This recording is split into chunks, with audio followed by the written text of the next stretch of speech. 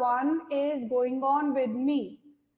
So first of all, I want to know my voice is audible to all of you and board is also visible. Please let me know. You are currently the only person Yes, in this ma'am. conference. Okay, beta. Very, very good morning, all of you. Connect हो जाओ जल्दी से so that we start the class.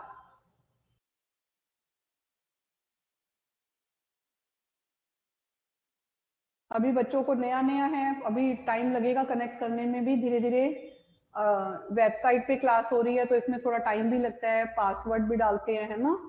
जल्दी जल्दी connect हो बच्चे. Start करते हैं क्लास को. तो हम लास्ट क्लास में हम लोगों ने बेटा नेचुरलिज्म जस्ट स्टार्ट किया था, सो हम वहीं से ही आज क्लास को कंटिन्यू करेंगे. नेचुरलिज्म यानी कि प्रकृतिवाद. प्रकृतिवाद. सो मैंने बताया था इसमें जो इसके मेन सपोर्टर हैं वो रूसो हैं. रूसो इसके मेन सपोर्टर हैं जिनका नारा भी क्या है, बैक टू द नेचर, प्रकृति की ओर लौटो, प्रकृति की ओर लौटो. तो इसका मतलब क्या है कि यहाँ पर ये बिल्कुल अपोजिट एक विचारधारा है जो आइडियलिज्म के बिल्कुल अपोजिट है, जहां आइडियलिज्म में आइडियाज को, विचारों को और स्पिरिचुअल वर्ल्ड को, आध्यात्मिक जगत को सबसे मुख्य माना गया है. उसके कॉन्ट्रारी नेचुरलिज्म में आपका मेटीरियल वर्ल्ड को सबसे ज्यादा इंपॉर्टेंट माना गया, इस भौतिक संसार को सबसे ज्यादा इंपॉर्टेंट माना गया है.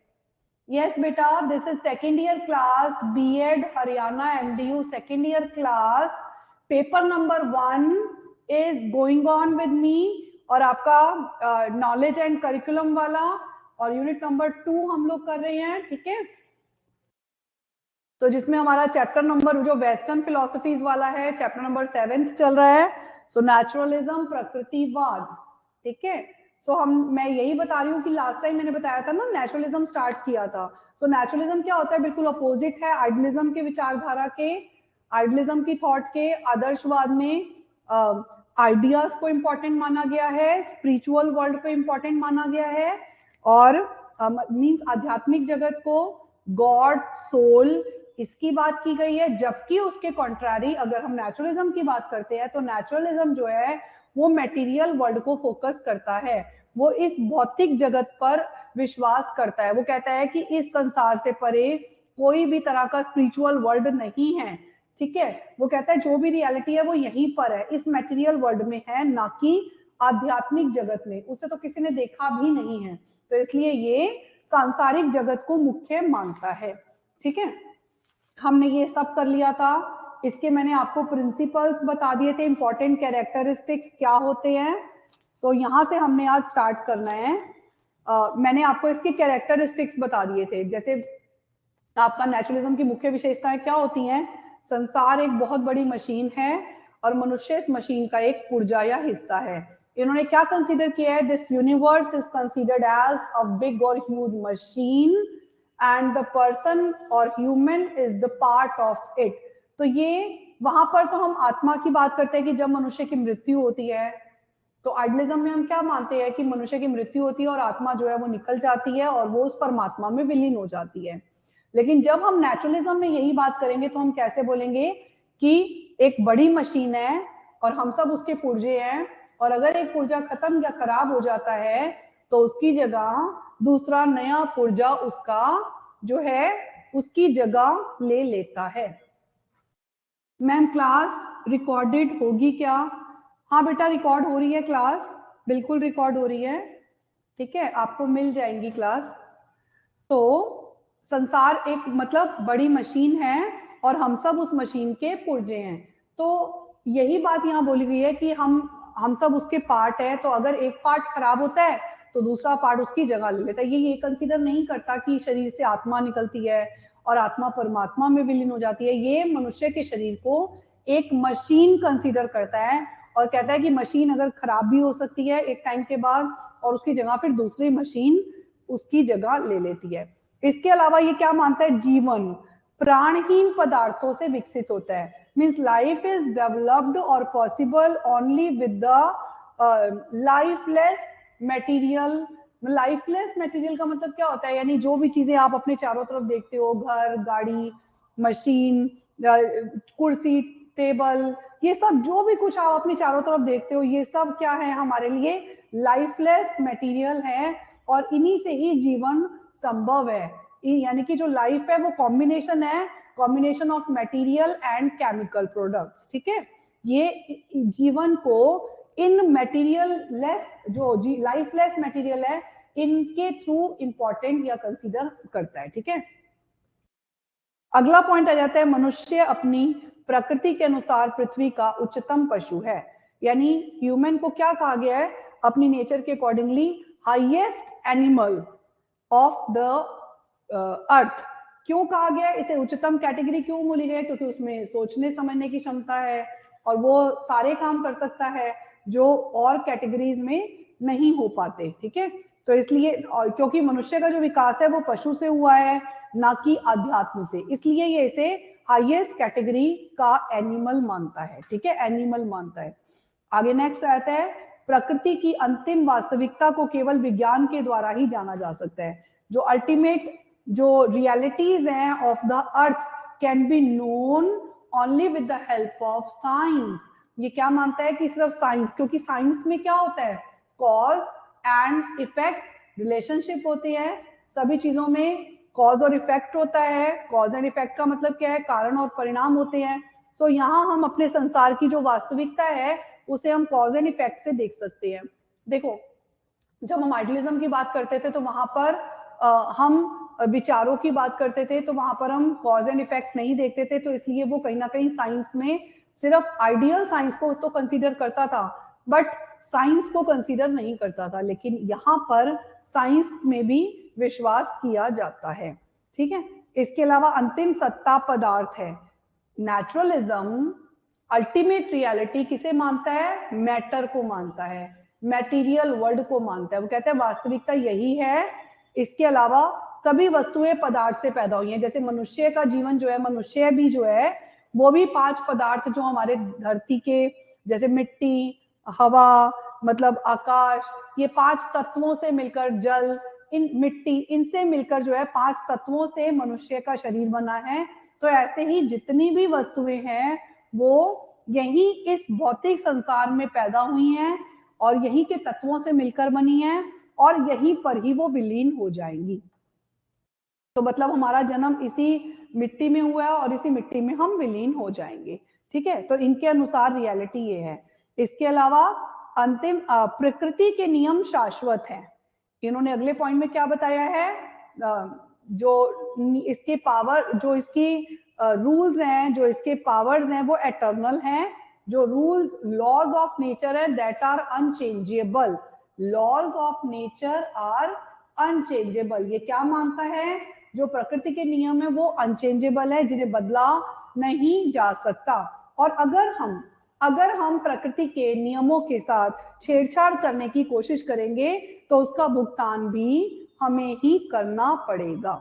ठीक है, इसके अलावा इन्होंने अगला पॉइंट क्या बताया कैरेक्टरिस्टिक्स में, विचार प्राकृतिक वातावरण पर निर्भर करते हैं और वह अनुभव, कल्पना, चिंतन, तर्क इत्यादि मानसिक प्रक्रियाएं हमें वातावरण से प्रभावित होकर ही प्राप्त होती है। वो कहते हैं जितने भी थॉट्स होते हैं, आइडियाज होते हैं, थिंकिंग होती है, रीजनिंग होती है, एक्सपीरियंसेस होते हैं, ये सब हमारे एनवायरनमेंट पर ही तो डिपेंड करते हैं। हम जिस तरह के एनवायरनमेंट में रहते हैं, हमारे विचारों पर उस एनवायरनमेंट का इफेक्ट होता है, हमारी रीजनिंग पर, हम जो दूसरों के साथ तर्क वितर्क करते हैं, हमारी थिंकिंग जो होती है, हमारी जो इमेजिनेशन होती है, वो जो हम अपने चारों तरफ देखते हैं उसी से तो हमारी इमेजिनेशन भी क्रिएट होती है।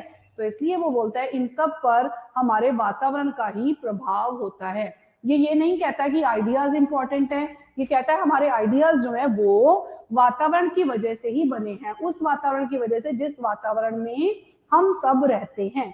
अगला पॉइंट आ जाता है, वर्तमान जीवन सबसे महत्वपूर्ण है, यानी कि they believe in present and future. अगर हम अपने प्रेजेंट को मतलब ध्यान देते हैं, उसको अच्छा बनाने की कोशिश करते हैं, अपने वर्तमान को ध्यान देते हैं, उसे अच्छा बनाने की कोशिश करते हैं, तो हमारा जो फ्यूचर होगा वो ऑटोमेटिकली ही अच्छा हो जाएगा। फिर आगे आ जाता है, समाज मानव के ऊपर निर्भर करता है और मनुष्य समाज का निर्माण अपनी आवश्यकताओं के लिए करता है। यदि मनुष्य पवित्र और शुद्ध रहना चाहता है तो उसे समाज से दूर रहना चाहिए। मतलब हमें जो भी आवश्यकता है हमारी, वो इस समाज में रहकर ही पूरा होती है। तो ये सोशल एस्पेक्ट को भी कंसीडर करता है, ये समाज के इंपॉर्टेंस को भी स्वीकार करता है। वो कहता है अगर आपको बहुत प्योर रहना है तो आपको इस सोसाइटी से सेपरेट होना पड़ेगा, लेकिन उस सिचुएशन में हम अपनी आवश्यकताओं की पूर्ति नहीं कर पाएंगे। अगला आ जाता है, प्रत्येक वस्तु की उत्पत्ति प्रकृति से ही हुई है, यानी कि nature is the mother of matter, every matter, हर मैटर, हर चीज जो बनी है वो इन 5 तत्वों से, इन एलिमेंट से ही मिलकर बनी हुई है। अंतिम सत्ता भौतिक है, ultimate reality is the material world. Last point इन्होंने क्या बताया है, अल्टीमेट रियलिटी मटेरियल वर्ल्ड होता है, जो अंतिम सत्ता होती है, अंतिम रियलिटी होती है, उसको मटेरियल वर्ल्ड ही कंसीडर किया गया है। ईश्वर, आत्मा, परमात्मा, ये सब चीजें भ्रम, इल्यूजन माने गए हैं। तो इनके अनुसार अल्टीमेट रियलिटी वही है जिस संसार में आप आए हो, बस उसी संसार में जब तक है, और फिर उसके बाद इसी की मिट्टी में हम विलीन हो जाएंगे। इसके अलावा और कुछ भी रियलिटी नहीं है। So these are the characteristics of naturalism. अब इसके बाद बेटा अगला क्वेश्चन आ जाता है, नेचुरलिस्टिक एजुकेशन कैसी होती है।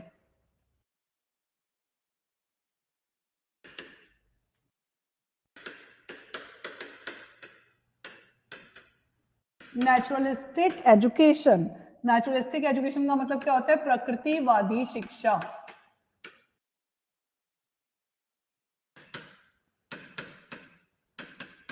प्रकृतिवादी शिक्षा, नेचुरलिस्टिक एजुकेशन। आप किस प्रकार की शिक्षा को नेचुरलिस्टिक एजुकेशन बोलते हैं, प्रकृतिवादी शिक्षा आप किस प्रकार की शिक्षा को बोलते हैं। सो इसमें अगर हमें प्रकृतिवादी शिक्षा को समझना है तो हमें समझना पड़ेगा कि उसमें क्या क्या बिंदुओं पर ध्यान दिया गया है। जैसे पहला, फॉलोइंग द नेचर। आप ये पॉइंट्स प्रकृतिवादी शिक्षा को बताने के लिए आप एक्सप्लेन कर सकते हैं। पहला पॉइंट, फॉलोइंग द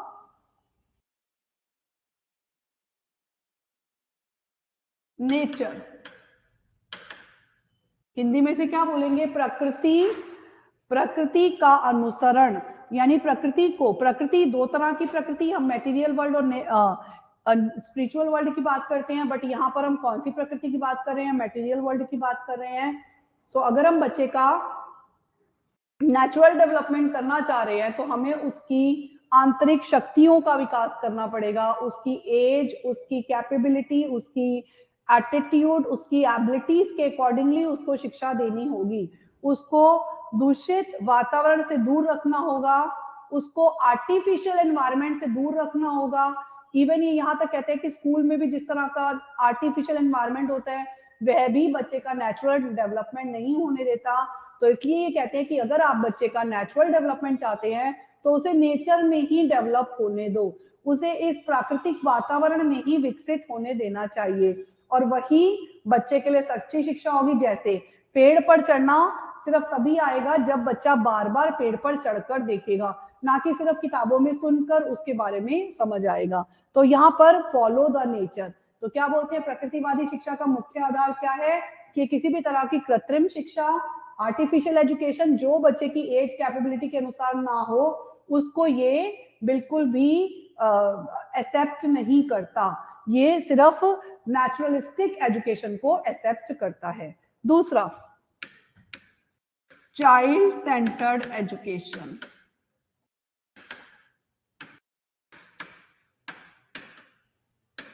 बाल केंद्रित शिक्षा, जो प्रकृतिवादी शिक्षा होती है वह बाल केंद्रित शिक्षा होती है, बालक शिक्षा के लिए नहीं बल्कि शिक्षा बालक के लिए है, ऐसा माना जाता है। ठीक है, कि जो बच्चा है ये नहीं कि वो शिक्षा के अनुसार एडजस्ट होगा या अपने आप को बदलेगा, बल्कि जो शिक्षा है वो बालक के अनुसार चेंज होगी और वो बालक की आवश्यकताओं को पूरा करेगी। और जैसी एजुकेशन की जरूरत बच्चे को है, शिक्षा या पाठ्यक्रम उसी प्रकार का होना चाहिए। ठीक है, तो ये चाइल्ड सेंटर्ड एजुकेशन पर फोकस करता है। जो नेचुरलिस्टिक एजुकेशन होती है वो चाइल्ड सेंटर्ड एजुकेशन पर फोकस करती है। तीसरा, ऑपोजिशन ऑफ बुकिश नॉलेज।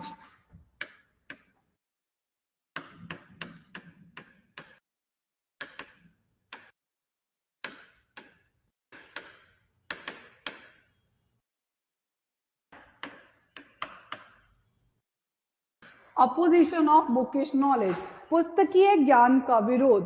पुस्तकीय ज्ञान का विरोध, क्योंकि पुस्तकीय ज्ञान मतलब एक सिस्टमैटिकली लाइंस लिखी हुई हैं, वर्ड्स लिखे हुए हैं, हर बुक का एक राइटर होता है, और राइटर का मतलब है कि उसने अपनी थॉट्स को प्रेजेंट किया हुआ है उस किताब के अंदर, और ये तो विचारवाद में विश्वास ही नहीं करता, तो इसलिए ये बुकिश नॉलेज को भी कंसीडर नहीं करता है, क्योंकि बुक का मतलब है किसी और के विचार, और ये किसी और के विचारों पर विश्वास नहीं करता है, तो इसलिए ये अपोज करता है बुकिश नॉलेज को भी। इनके अनुसार पुस्तकीय ज्ञान का विरोध होना चाहिए, वो तो एक रट्टाफिकेशन है, और आप किसी भी चीज को बच्चों को रट कर उन्हें डेवलप नहीं कर सकते, यानी वो किताब को रट ले, उसमें दी गई बातों को रट ले, उससे उन्हें लाइफ की रियल नॉलेज यानी वास्तविक ज्ञान क्या है उसके बारे में पता नहीं चलेगा।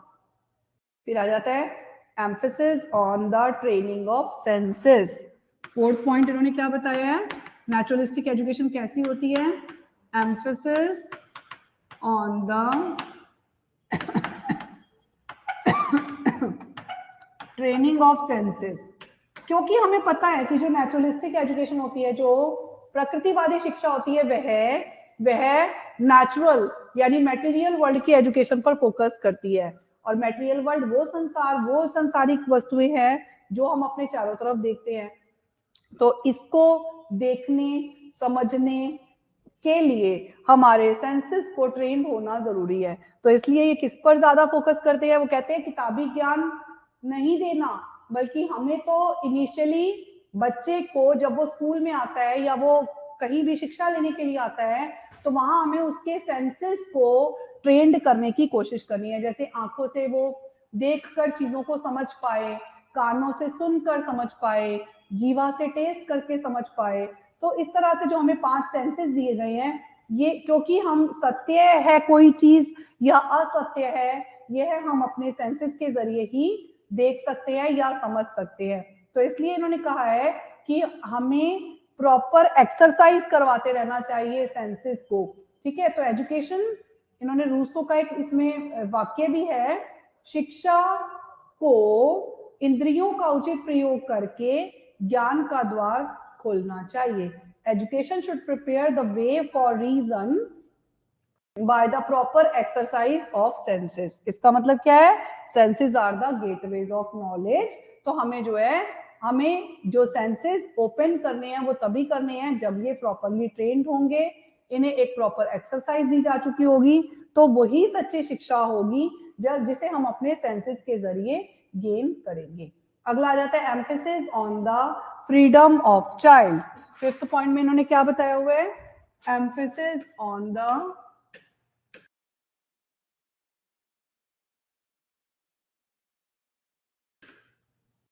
फ्रीडम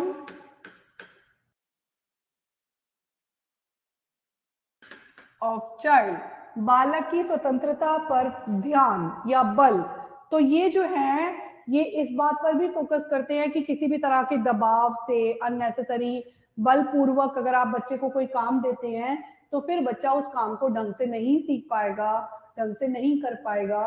तो अगर हमें बच्चे को अच्छे से कोई चीज करवानी है तो हमें उसको पूरा एक तरह से एनवायरनमेंट में या नेचर में फ्री छोड़ना पड़ेगा। जैसे जब आप बच्चे को पेड़ पर चढ़ना सिखाएं तो थोड़ा सा उसे फ्री छोड़ना पड़ेगा, उसे बताना तो है कि आप जो है कैसे मतलब जो है पेड़ पर चढ़ना है, लेकिन उसको थोड़ा फ्री छोड़ना पड़ेगा कि वो एक बार थोड़ा सा गिरेगा भी, रियल एक्सपीरियंस लेगा, लेकिन उसके बाद 2-4 बार के बाद वो चढ़ना सीख जाएगा। तो हमें उस तरह की फ्रीडम बच्चे को देना जरूरी है। नेचर ऑब्जर्व सुटेबल टाइम, कहता है कि जो प्रकृति है वो ठीक समय पर कार्य करती है, यानी बच्चा बार बार चढ़ना सीख रहा है, गिर रहा है, लेकिन एक राइट टाइम पर बच्चे को चढ़ना आ जाएगा, लेकिन हमें उसे फ्रीली छोड़ना होगा। हम उसे अगर जबरदस्ती अभी ही सिखाएंगे तो हो सकता है उसे ज्यादा चोट लग जाए, उसे प्रॉब्लम हो जाए। तो बच्चा नेचुरल तरीके से जब अपने आप उस काम को करने की कोशिश करेगा तो उसे वह काम करना आ जाएगा। अगला पॉइंट आ जाता है emphasis on the abilities, capabilities and interest of the child. Emphasis on the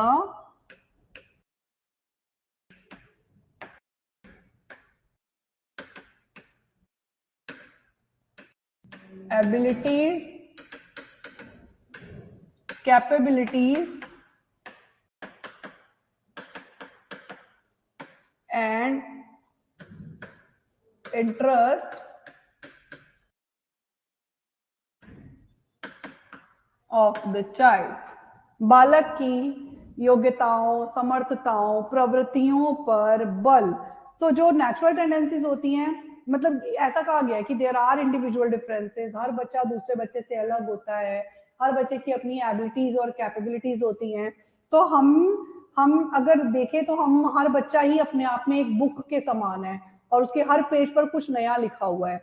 तो हमें उसे ध्यान देने की, उसे समझने की जरूरत है और तभी हम उसकी शक्तियों का मैक्सिमम डेवलपमेंट यानी अधिकतम विकास कर सकते हैं। तो उसके लिए हमें उसकी उस इंटरेस्ट एरियाज को, उसकी नीड्स को, उसकी डिजायर्स को, उसकी पावर्स को, उसकी फीलिंग्स को, उसकी कैपेबिलिटीज को अंडरस्टैंड करना बहुत जरूरी है। ठीक है, अगला आ जाता है प्रोग्रेसिव एजुकेशन। ये किस तरह की एजुकेशन पर नेचुरलिस्टिक एजुकेशन फोकस करती है?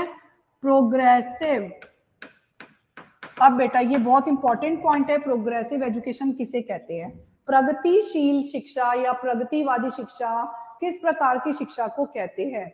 इसका मतलब ये होता है कि देखो, जब बच्चा स्कूल में जाता है तो हम उसको ऐसे नहीं कि हम हर तरह की जो एजुकेशन है उसको पहले दिन ही दे सकते हैं। नो, जैसे जैसे बच्चा बड़ा होता है उसकी एज के अनुसार उसे थोड़ा थोड़ा ज्ञान, यानी पहले उसे सिंपल एक्टिविटीज करना आता है, फिर उसे डिफिकल्ट एक्टिविटीज करना आता है, तो वह सरल से जटिल की ओर मूव करता है। तो जैसे जैसे बच्चा जो है बड़ा होता है, नेचुरलिस्टिक एजुकेशन क्या बोलती है कि उसको उन बड़ा होने के साथ साथ, उसकी एज के साथ साथ अकॉर्डिंगली उसको एजुकेशन मिलनी चाहिए। तो ऐसी एजुकेशन को हम क्या बोलते हैं? Progressive education.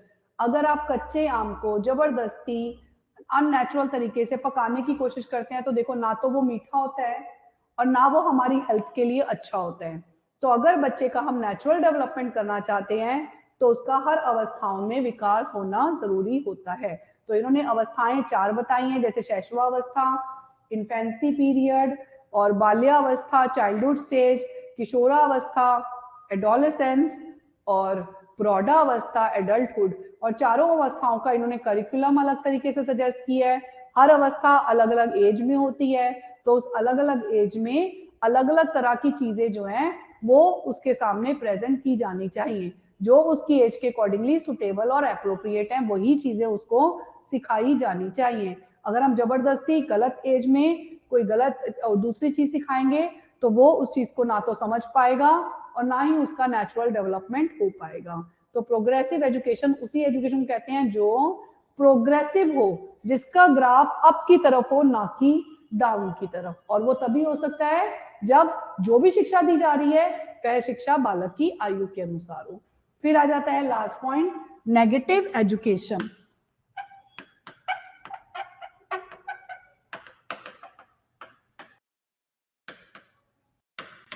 लास्ट पॉइंट क्या आ जाता है बेटा? नेगेटिव एजुकेशन, जिसे हम बोलते हैं निषेधात्मक शिक्षा। निषेधात्मक शिक्षा, नेगेटिव एजुकेशन किसे कहा गया है? निषेधात्मक शिक्षा किसे कहा गया है? सो नेगेटिव एजुकेशन का मतलब होता है हमें बच्चों को इस प्रकार की शिक्षा देनी है कि वो किसी भी समय जो है ना अपना टाइम गवाए ना। बेसिकली होती है ये वो शिक्षा होती है जिसमें हम ये चीज समझाना चाहते हैं बच्चे को कि निकम्मेपन का समय नहीं, मतलब तुम्हें कोई भी टाइम को जो है ना गवाना नहीं है, उसे खराब नहीं करना है। तो यह जो शिक्षा होती है, नेगेटिव मतलब नाम से क्लियर होता है, वह शिक्षा जो गुणों की नहीं है लेकिन अवगुणों से कैसे बचना है वह शिक्षा है। ठीक है, तो यह शिक्षा सत्य की शिक्षा नहीं है, लेकिन अगर कोई आपके सामने झूठ बोल रहा है तो उस झूठ को कैसे पकड़ना है, उस गलत से कैसे बचना है, उसकी शिक्षा है। सही मार्ग दिखाने की शिक्षा नहीं है, लेकिन हम गलत मार्ग पे ना चले जाएं, उस गलत मार्ग से अपने आप को बचाने की शिक्षा जो है उसे हम नेगेटिव एजुकेशन बोलते हैं। तो किसी भी सिचुएशन में हमें जो है मतलब कोई ऐसा डिसीजन नहीं ले लेना जो गलत हो, बल्कि हमें एक नेगेटिव उस तरह के पॉइंट को या नेगेटिव सिचुएशन को अच्छे तरीके से हैंडल करना है। उसी शिक्षा को हम नेगेटिव एजुकेशन बोलते हैं। So these are the points which are given here. ठीक है, so ये हो गए हमारे क्या एजुकेशन, ठीक है, मतलब नेचुरलिस्टिक एजुकेशन। अब इसके बाद हम बात करते हैं, हम एम्स ऑफ एजुकेशन हमेशा पढ़ते हैं, तो इस प्रकार की शिक्षा को प्रदान करने के लिए हमें क्या क्या शिक्षा के उद्देश्य रखने होंगे, तो उसे हम बोलते हैं एम्स ऑफ एजुकेशन, शिक्षा के उद्देश्य।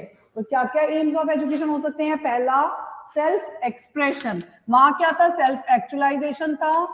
यहाँ पे क्या है? सेल्फ एक्सप्रेशन, अपने आप को एक्सप्रेस करना, यानी कि आत्म अभिव्यक्ति, अच्छे तरीके से अपने आप को एक्सप्रेस करना। तो शिक्षा का पहला उद्देश्य क्या होगा कि आप किस प्रकार से अपने आप को अच्छे से दूसरों के आगे एक्सप्रेस कर पाते हैं। वहां था अपने आप को समझना, और यहाँ है अपने आप को बेहतर तरीके से अलग अलग सिचुएशंस में दूसरों के आगे एक्सप्रेस करना। दूसरा पॉइंट आ जाता है to prepare the man for struggle in life. दूसरा उद्देश्य शिक्षा का क्या होगा?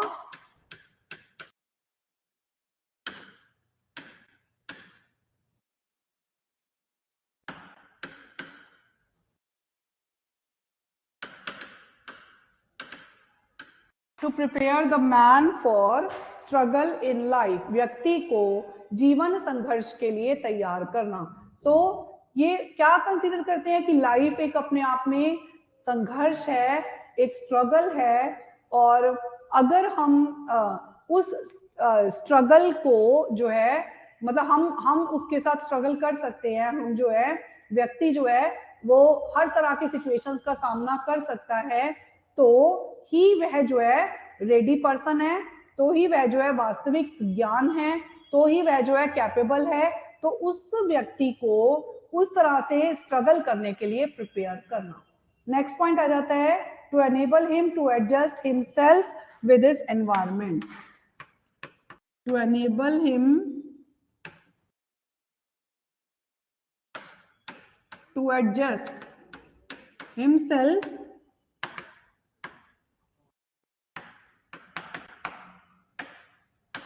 विद हिज एनवायरमेंट, अपने वातावरण के साथ समायोजन करने योग्य बनाना।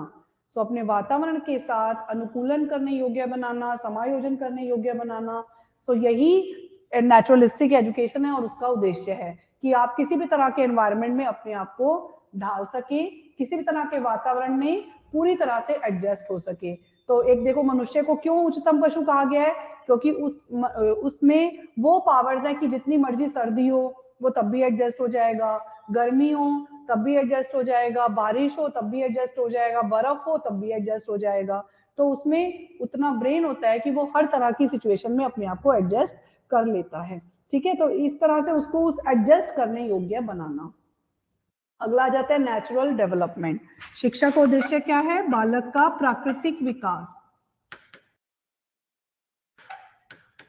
नेचुरल डेवलपमेंट, यानी कि प्राकृतिक विकास करना। बालक को यानी उसकी फिजिकल जो एबिलिटीज है, मेंटल एबिलिटीज है, उनको डेवलप करना, उनके इंडिविजुअल डिफरेंसेस को ध्यान रखते हुए उनका डेवलपमेंट करना, ताकि उनका नेचुरल डेवलपमेंट हो सके, वो हेल्दी लाइफ को लीड कर सके। इसके अलावा डेवलपमेंट ऑफ कल्चर, अगला उद्देश्य क्या होता है शिक्षा का? डेवलपमेंट ऑफ कल्चर, संस्कृति का विकास, संस्कृति, सभ्यता।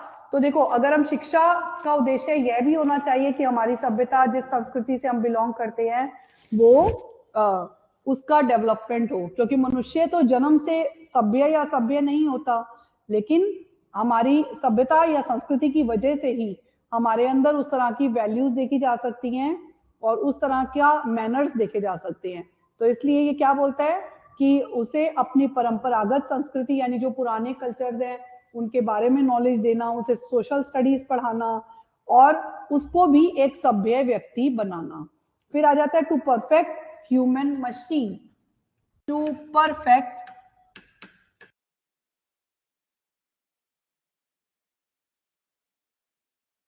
ह्यूमन मशीन, मानवीय मशीन को निपुण बनाना। तो इन्होंने मनुष्य को एक यंत्र, एक मशीन माना है और ये नहीं कहता कि ह्यूमन बॉडी को या ह्यूमन मतलब थॉट्स को, ह्यूमन सोल को जो है पवित्र बनाना, बल्कि ये क्या बोलता है, ह्यूमन बॉडी को परफेक्ट बनाना। क्योंकि अगर हम फिजिकली फिट होंगे तो हम कोई भी काम को अच्छे से कर लेंगे। तो ये कहता है अगर जितना अच्छा हमारी बॉडी काम करेगी, जितना अच्छा हमारी बॉडी के सारे पार्ट्स रहेंगे, उतना ही हम क्रियाओं को बहुत अच्छे से कर पाएंगे। फिर आ जाता है attainment of present and future happiness, attainment of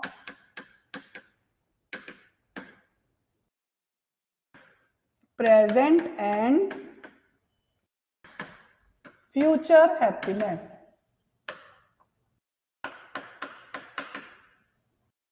यानी कि वर्तमान और भविष्य की जो खुश प्रसन्नता होती है उसकी प्राप्ति। ठीक है, तो इसका मतलब क्या है, सुख और प्रसन्नता की प्राप्ति। तो अगर ये प्रेजेंट, ये पास्ट में फेथ नहीं करता, क्योंकि पास्ट मतलब आइडियाज और थॉट्स के जरिए, तो ये पास्ट में विश्वास नहीं करता। जैसे किताबें लिखी गई तो वो पहले लिखी गई और हम उसे आज पढ़ रहे हैं, तो वो पास्ट का है। लेकिन ये किस पर विश्वास करता है, ये प्रेजेंट पर विश्वास करता है कि अगर हम अपने प्रेजेंट को अच्छा बनाते हैं तो फ्यूचर भी ऑटोमेटिकली हमारा अच्छा ही होगा, फ्यूचर में हम हैप्पी रहेंगे, हम खुश रहेंगे। Is it okay? नेक्स्ट आ जाता है आपका अगला point, autonomous development of personality. Autonomous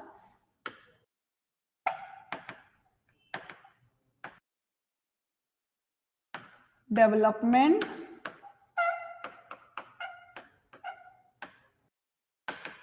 of personality, इसे हिंदी में बोलते हैं व्यक्ति के व्यक्तित्व का चहुमुखी विकास।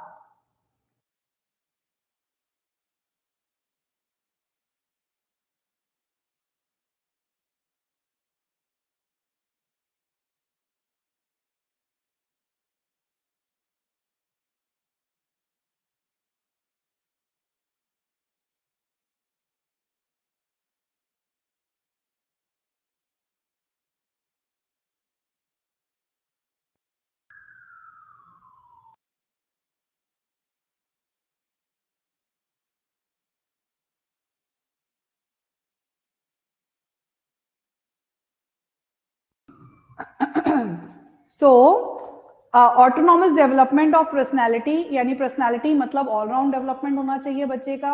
अगर वो फिजिकली फिट होगा तो ही वो क्रियाओं को कर पाएगा।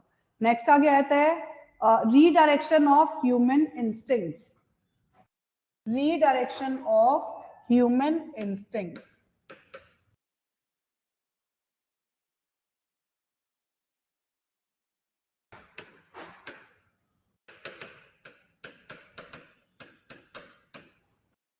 मनुष्य की प्रवृत्तियां, मौलिक प्रवृत्तियों का दिशा निर्देशन। सो जो भी उसकी बेसिक इंस्टिंक्ट्स हैं उनको डायरेक्शन मिलनी चाहिए, राइट डायरेक्शन। जैसे बच्चा क्यूरियस होता है, ये उसकी बेसिक इंस्टिंक्ट है, हर बच्चा चीजों को जानना चाहता है, तो उसको राइट डायरेक्शन मिलनी चाहिए, उसे सही ज्ञान मिलना चाहिए, उसे सही प्रकार से नॉलेज मिलनी चाहिए, चीजों के बारे में सही प्रकार से जानने को मिलना चाहिए। अगला आ जाता है फिर बेटा अवकाश के समय का सदुपयोग करना, यानी proper utilisation of leisure time, proper utilisation of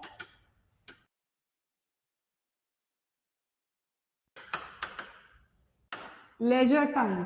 ये यह भी बताता है कि बच्चा जैसे जो बच्चा देखो नेचुरल डेवलपमेंट होगा तो वो कभी भी खाली नहीं रहेगा, क्योंकि उसको जो भी काम करवाया जा रहा है ना, वो उसके इंटरेस्ट और एबिलिटी के अकॉर्डिंगली कराया जा रहा है। तो जब बच्चे का जिस काम में इंटरेस्ट होता है तो वो उसको कभी भी नहीं छोड़ना चाहता, उसे ये लगता ही नहीं कि मैं खाली रहूं, वो हमेशा अपने खाली समय का भी सदुपयोग करेगा। तो यहाँ पर इस प्रकार की शिक्षा का उद्देश्य क्या होता है? जीवन स्तर को उच्च उठाना और अपने उस खाली समय को भी यूटिलाइज करना, तो अपना नेचुरल डेवलपमेंट करना। सो आई होप सो इतना समझ आ गया आप लोगों को। अब आगे हम बात करते हैं नेचुरलिज्म में, जो इसके 4 पॉइंट्स आगे आ जाते हैं। करिकुलम, रोल ऑफ टीचर और मेथड्स ऑफ टीचिंग और डिसिप्लिन का कॉन्सेप्ट। तो ये 4 चीजें जो हैं वो हम इसमें करेंगे अब आगे।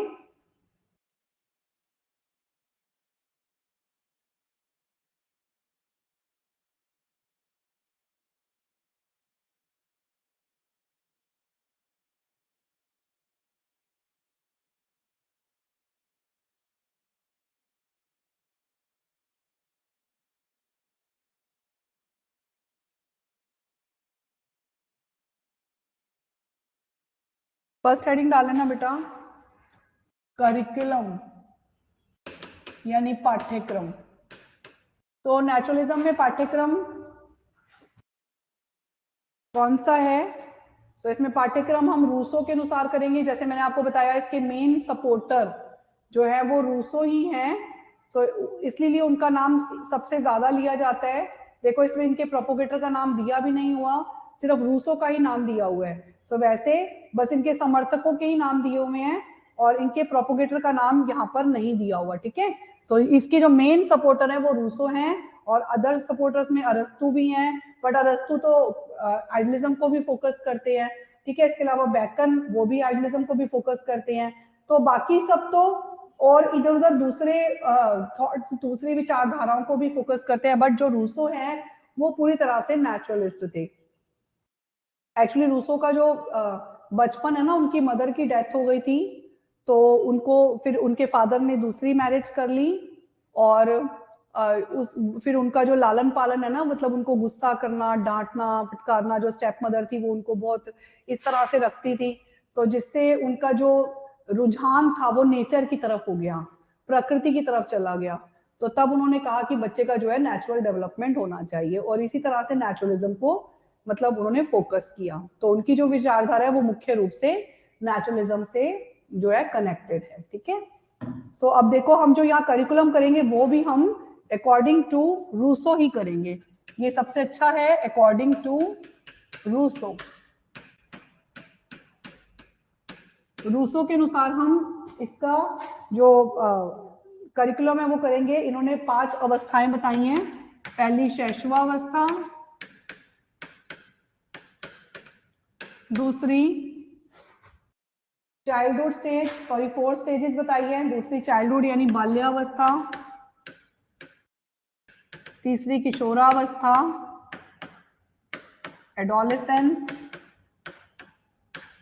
और चौथी एडल्टहुड यानी कि प्रौढ़ावस्था। तो 4 अवस्थाएं बताई हैं जिसका टाइम पीरियड बताया है।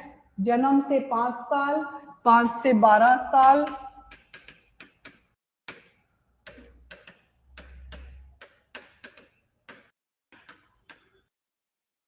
5 से 12 साल, 12 से 18 साल, सॉरी 12 से 15, और फिर इन्होंने आगे 12 से 15 और 15 से 20, कई किताबों में 18 भी दिया हुआ है, ठीक है। तो 15 से 20 साल प्रौढ़ावस्था। इन्होंने 4 अवस्थाओं का जो करिकुलम है वो अलग अलग बताया है। पहली अवस्था में इन्होंने कंसीडर किया है कि बच्चे के फिजिकल डेवलपमेंट पर सबसे ज्यादा ध्यान देना चाहिए। तो यहाँ पर जो एक्टिविटीज होनी चाहिए, फिजिकल एक्टिविटीज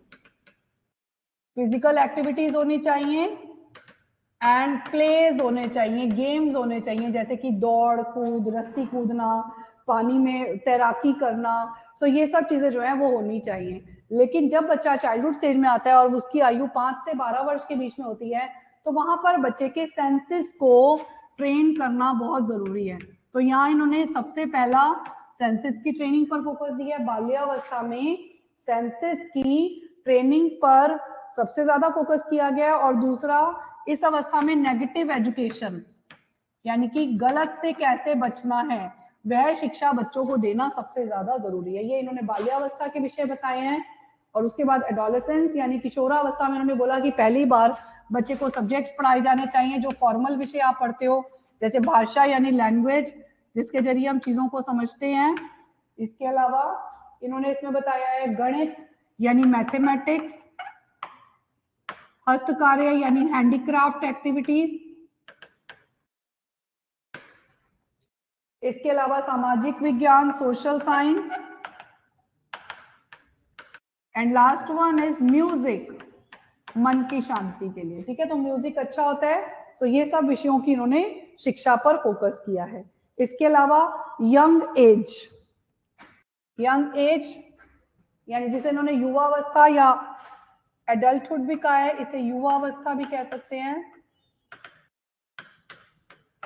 ठीक है, युवावस्था, इस अवस्था में इन्होंने सेक्स एजुकेशन पर फोकस किया है, क्योंकि बच्चा कॉलेज जाता है तो एक तो उसे सेक्स एजुकेशन मिलनी चाहिए सही तरीके से, और दूसरा उसके अंदर सोशल फीलिंग्स डेवलप की जानी चाहिए, डेवलपमेंट ऑफ सोशल फीलिंग, सामाजिक भावना का विकास। एक तो सेक्स एजुकेशन दी जानी चाहिए और दूसरा सोशल फीलिंग्स डेवलप की जानी चाहिए। बेटा ये फीलिंग रिकॉर्ड कहाँ होगी, सॉरी ये क्लास रिकॉर्ड कहाँ होगी, आई एम सो सॉरी, ये क्लास अभी रिकॉर्ड यही हो रही है, फिर इसमें चेंज करके यूट्यूब पर डालेंगे। बाकी अगर आपको बहुत ज्यादा डिटेल चाहिए हो तो तिवारी सर से आप पूछ लेना। ठीक है,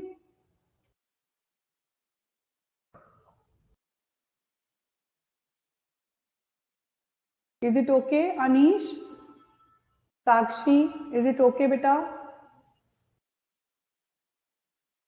ओके बेटा, ठीक है, डन। सो ये हो गया करिकुलम, करिकुलम समझ आ गया। सो करिकुलम रूसो के अनुसार हमें करना है। अब इसके बाद इन्होंने मेथड्स ऑफ टीचिंग कौन से बताए हैं, इन्होंने नेचुरल एजुकेशन पर फोकस किया, तो इसलिए इनके मेथड्स ऑफ टीचिंग जो है वो भी उसी अनुसार दिए गए हैं।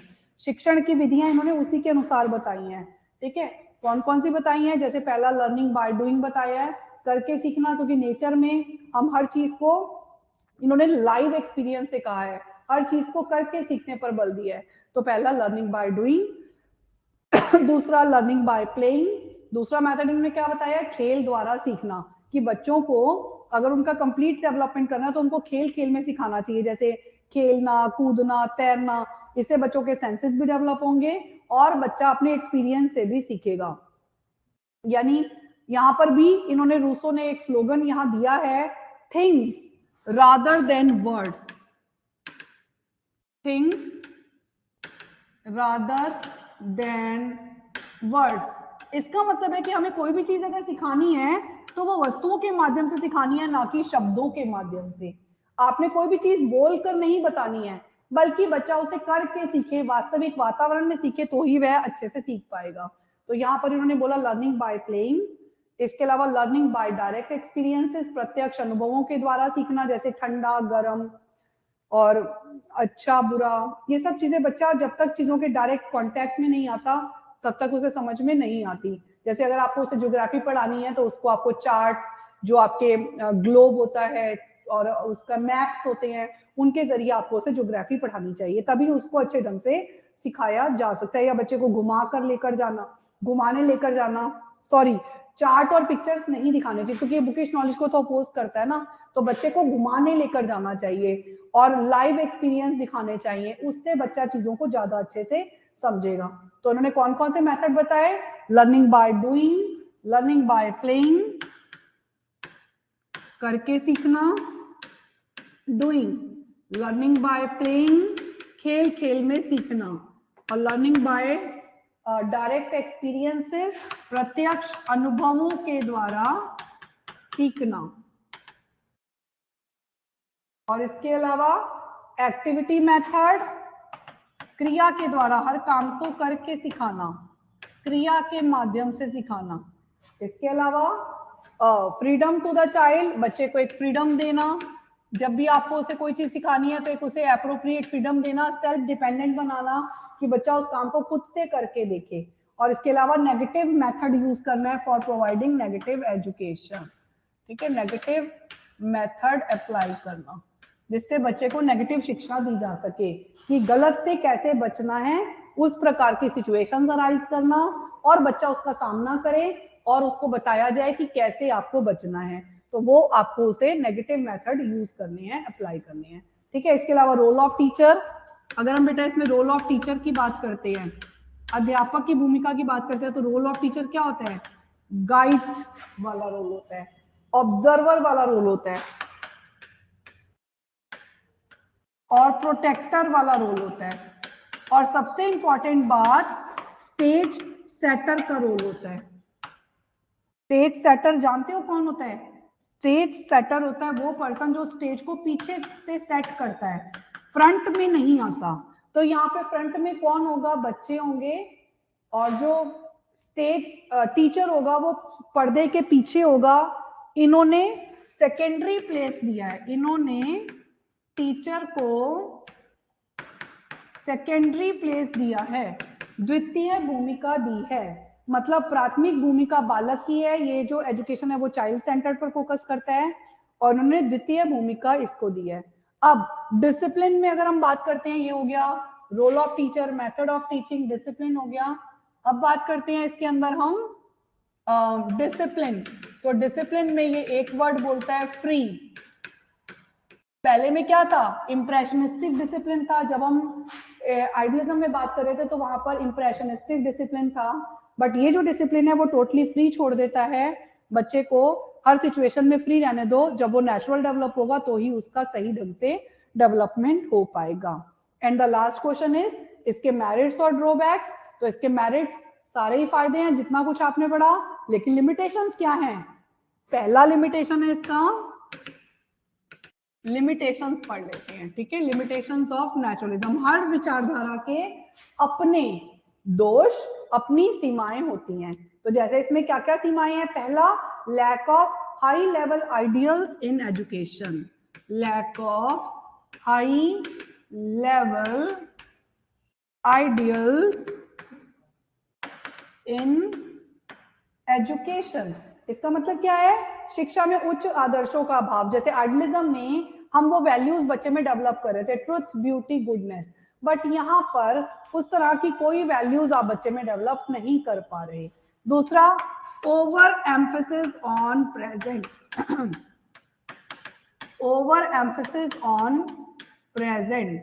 जरूरत से ज्यादा जोर किस पर देता है? वर्तमान पर देता है, वर्तमान पर ज्यादा जोर देता है। लेकिन जब जिसका भूतकाल ही ना हो, जिसका पास्ट ही ना हो, तो प्रेजेंट कैसे? क्या हर बार नए सिरे से शुरुआत की जाएगी प्रेजेंट में?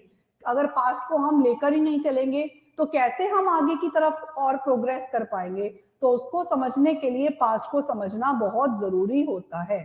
ठीक है, तो ये इनकी बिल्कुल गलत थॉट है कि पास्ट बिल्कुल डेड वुड होता है, एक सूखी लकड़ी होती है, throw it into the dustbin, उसे डस्टबिन में फेंक दो। ये संभव नहीं है। पास्ट को समझे बिना प्रेजेंट और फ्यूचर को अच्छा नहीं बनाया जा सकता। Next point, less emphasis on books, less emphasis on books. ये जो पुस्तकों पर कम जोर देता है, कम ध्यान देता है, पुस्तकों की अवहेलना करता है। तो सोच कर देखो कि हम बुक्स को कैसे छोड़ सकते हैं। क्या हम बुक्स को छोड़ सकते हैं? तो वो हमें मतलब हर हाल में बुक्स को जो है फॉलो करना है। नेक्स्ट पॉइंट, बस बेटा लास्ट पॉइंट रह गए हैं, इसके बाद मैं कवर खत्म कर रही हूँ क्लास। ठीक है, तो आगे देखो, नेक्स्ट पॉइंट आ जाता है, all the emphasis is given to scientific subjects.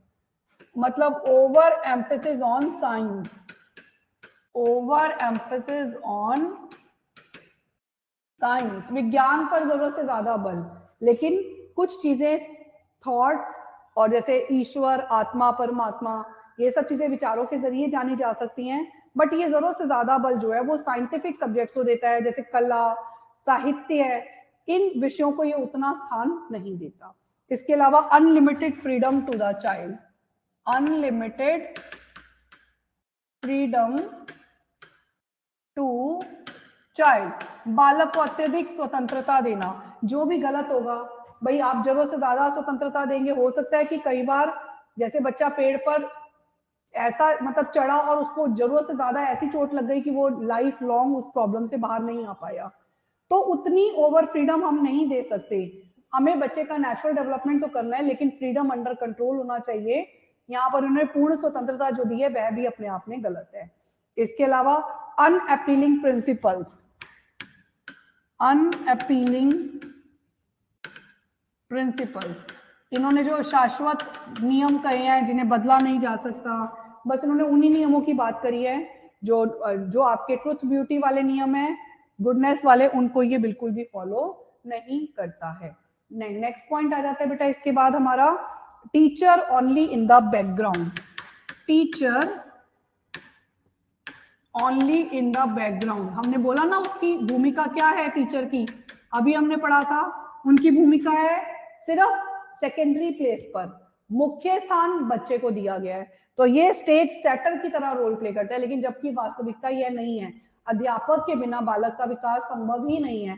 सो बालक को मुख्य स्थान दिया जाना चाहिए, बट इन्होंने अध्यापक को मुख्य स्थान दिया जाना चाहिए, बट इन्होंने अध्यापक को मुख्य स्थान नहीं दिया है। And the last point is ignorance of society, ignorance of society। यह जो अवधारणा है, यह जो विचारधारा है, वो समाज की भी अवहेलना करती है। प्रकृतिवादी जो है वो व्यक्तिवादी विकास पर बल कर देते हैं, मतलब इंडिविजुअलिस्टिक डेवलपमेंट पर बल देते हैं कि मुझे जीवन के लिए तैयार करना, मुझे लाइफ में संघर्ष करने के लिए तैयार करना। तो लेकिन ये सोसाइटी के डेवलपमेंट पर फोकस नहीं करते। ये क्या बोलते हैं, मतलब जैसे बालक का विकास होगा तो समाज का विकास अपने आप हो जाएगा, बट ये नहीं कहता कि समाज का विकास होगा तभी बालक का सम विकास होगा। तो ये उस चीज को नेग्लेक्ट करता है। तो these are the some loopholes और ड्रॉबैक्स ऑफ दिस थॉट। ठीक है, अब आपने बेटा इसमें एक क्वेश्चन और करना है, आइडियलिज्म और नेचुरलिज्म को कंपेयर करो और उनमें क्या डिफरेंस है वो डिफरेंस बताओ। इज इट ओके बेटा? सो अगली क्लास में ये हमारा आज नेचुरलिज्म खत्म हो गया पूरा। So in the next class I'll start with pragmatism। आज मैंने नेचुरलिज्म खत्म कर दिया, अगली क्लास में मैं pragmatism स्टार्ट करूंगी और उस विचारधारा को हम कंप्लीट करेंगे। फिर एक एग्जिस्टेंशियलिज्म है, उसे हम कवर अप करेंगे। सो आई होप सो ये सबको समझ आ गया। So bye bye all of you. अब आप अपनी नई क्लास ज्वाइन कर सकते हो।